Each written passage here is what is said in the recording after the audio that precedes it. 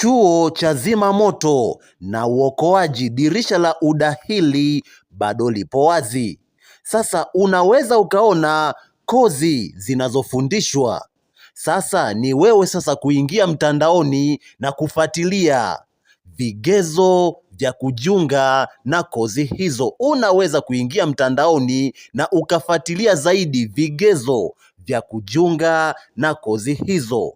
Muhimu ni kuzingatia muda.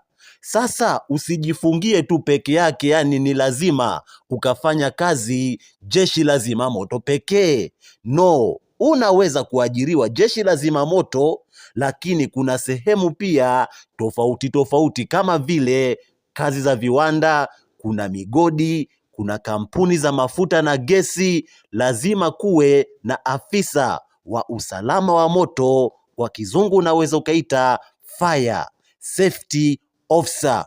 Sasa lakini unaweza pia ukajiajiri wewe mwenyewe. Ukishapata hayo mafunzo, unaweza ukajiajiri wewe mwenyewe. Mfano, unaweza ukawa mtaalamu wa kufundisha huduma ya kwanza na matumizi ya vifaa vya kuzimia moto kwa kampuni, shule na taasisi. Kwa hiyo sio lazima tu ukaajiriwe, lakini pia unaweza kujiajiri wewe mwenyewe baada ya kupata mafunzo hayo. Asante sana, nikutakie kila la heri. Kikubwa ni kuzingatia muda.